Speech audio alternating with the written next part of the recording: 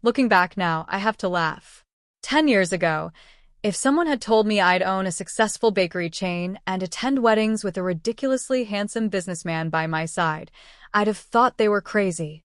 Back then, my world revolved around Eric, the boyfriend I had supported through medical school with every spare dollar I could scrape together. I thought we were building a future together. Turns out, the only future Eric was thinking about was one without me.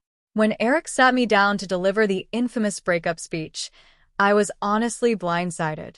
"Ella," he began, trying to look regretful but mostly looking awkward. "I don't know how to say this, but I've met someone. She's a classmate, and we just connect on a different level. I think she's a better fit for me." I stared at him, trying to process what I was hearing. I had spent years working double shifts and budgeting every penny to help him chase his dreams, and now he was dumping me for someone he had known for, what, a year? My heart broke, sure, but something else kicked in, a fiery sense of justice. The next day, "Okay," I said, keeping my voice calm, even though I felt like throwing something. "If you want to break up, fine. But before you go play house with your new soulmate, you're going to pay me back. Every cent I spent on you, tuition, textbooks, rent, groceries. All of it. With interest." Eric blinked, clearly not expecting that response. "Wait, what?" "You heard me," I said, pulling out my laptop. I had a spreadsheet ready within minutes, listing every expense I had covered during his med school years. "Here's the total. And here's the interest rate I've applied. Pay it back, and you can leave guilt-free." He looked shocked, but not for long. Eric was in such a rush to start his new life with Dr. Perfect that he barely argued. "Fine," he said, signing an informal agreement I made him write out and date. "I'll pay you back in installments." And just like that, we were over. My friends were horrified. "Ella, are you sure?" my best friend Claire asked. "You've already invested so much in him. He's going to be a doctor, for crying out loud. He'll have money soon. Why not just stick it out?" "Because," I told her, "he's shown me exactly who he is. If he can walk away after everything I've done for him, he's not someone I want to marry. Better to know now than after the wedding." It wasn't easy. I'd spent years imagining a future with Eric, but I realized I'd been so focused on his dreams that I'd forgotten to dream for myself. With the money he paid back, I decided to take a leap. Baking had always been my passion, and I used those funds to open my first bakery, Ella's Sweets and Treats. It was a tiny shop with a temperamental oven and a lot of late nights, but I loved every second of it. And as the years passed, my little bakery grew into something much bigger. By the time I attended that wedding 10 years later, I wasn't just Ella. I was Ella, owner of a bakery empire with 6 locations and a product line sold in high-end supermarkets. That's where Eric saw me. I was chatting with some old friends, wearing a navy gown that hugged my figure just right. I'd be lying if I said I didn't notice him staring. He looked good, older, but still recognizable. When our eyes met, he gave me a tentative smile, like he wasn't sure if I'd acknowledge him. I did, with a polite nod, but before he could approach, Alex returned to my side. Alex.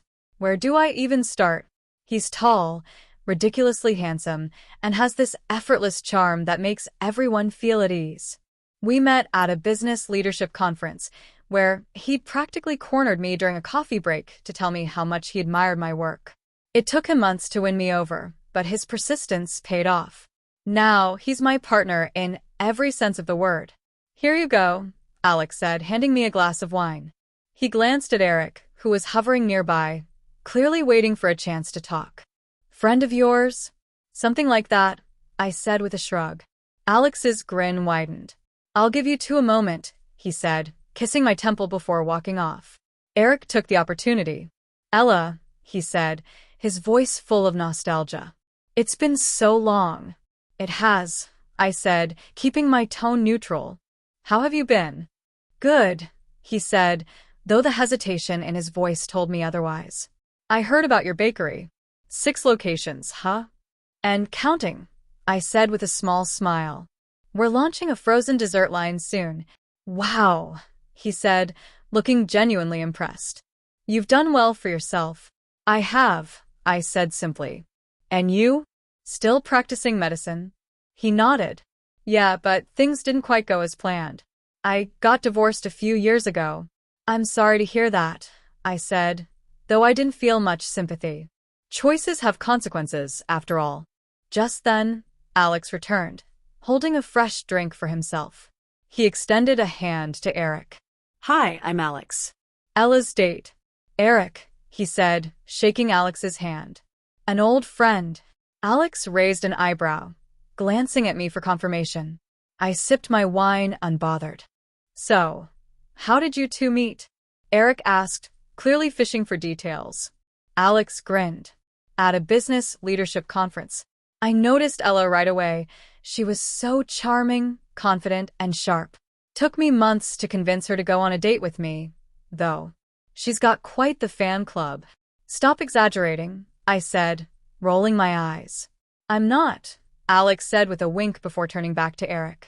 What about you? How do you know Ella? Eric's smile faltered. She was my girlfriend. Back when I was in med school, she supported me through, well, everything. But I made the mistake of thinking someone else was a better fit. Turned out I was wrong. We divorced 2 years later. He looked at me, his voice soft. I don't know if it's too late, but I'd like to think there's a second chance for us. Alex's smile didn't waver. Not everything gets a second chance, he said, his tone light but firm. I hid my smile behind my wine glass. Eric looked like someone had just canceled his favorite show. Take care, Eric, I said before walking off with Alex, his hand resting comfortably on my back. As we walked away, Alex leaned in and whispered, He's kicking himself, isn't he? Oh, absolutely, I said, laughing. And honestly, it felt fantastic.